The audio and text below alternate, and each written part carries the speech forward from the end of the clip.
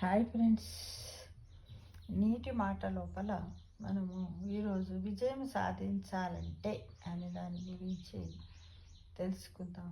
Friends, విజయం సాధించాలంటే ఎంత దున్నినా మట్టికి ఎప్పుడైనా కలత ఉన్నదా? ఎంత ఉరికినా ఏటికి ఎప్పుడైనా నలత ఉన్నదా? ఎంత ఎగిసినా నింగికి ఎప్పుడైనా కొరత ఉందా? ఎంత పీల్చినా గాలికి ఎప్పుడైనా కోత ఉన్నదా అన్నారు మన పెద్దలు. నీలో అనుక్షణం నువ్వు చేరాలనుకున్న గమ్యం మీదే నీ దృష్టిని పెట్టు, లేదా తీక్షణంగా కేంద్రీకరించు. నువ్వు గెలిచి తీరాలన్న కోరిక గుండెల్లో నిరంతరం కదలాడుతూ ఉండాలి. అలాగే విజయం సాధించాలంటే కేవలం కోరిక ఉంటే సరిపోదు. దాన్ని సాధించడానికి ఎలాంటి ప్రయత్నాలు చేయాలో గుర్తించి సత్వర కార్యాచరణకు సంసిద్ధం కావడమే ముఖ్యం. అంటే ఈ రోజు నుంచి ఈ టైంలో నేను ఇప్పుడు స్టార్ట్ చేశాను, ఇన్ని రోజుల్లో కంప్లీట్ చేస్తానని ఒక టైం టేబుల్ని చేసుకున్నప్పుడు మాత్రమే మనం అనుకున్న దాన్ని సాధించగలుగుతాం ఫ్రెండ్స్. కాబట్టి తప్పకుండా మనం ఏం చెయ్యాలి? ఒక టైం టేబుల్ను చేసుకోవాలి. చేస్తానంటే ఆ కోరిక అలానే పోతూ ఉంది, కానీ అది మాత్రం కాదు. కార్యాచరణకు అంటే కార్యక్రమాన్ని చేయుటకు సంసిద్ధం కావాలి. ఎదురీదే చేతులుంటే ఏరు దారివ్వక ఏం చేస్తుంది?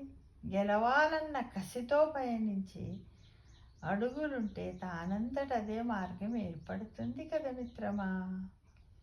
అలానే ఓ శిల్పి బండరాయిని అందమైన శిల్పములా మార్చడానికి సమయం కావాలి. ఓ గొంగలి పురుగు అరుదైన సీతాకోక చిలుకలా రూపాంతరము చెందడానికి సమయము, సహనము రెండూ కావాలి కదా. అలాగే జీవితములో వినే సహనము లేనివారు అర్ధజ్ఞానిగానే మిగిలిపోతారు అని అర్థం. ఎక్కడైతే వినే సహనము, వేచి ఉండే ఓర్పు ఉంటాయో అక్కడ ఖచ్చితంగా మంచి భావనలు నిత్య సత్యాలుగా భాషిస్తాయి.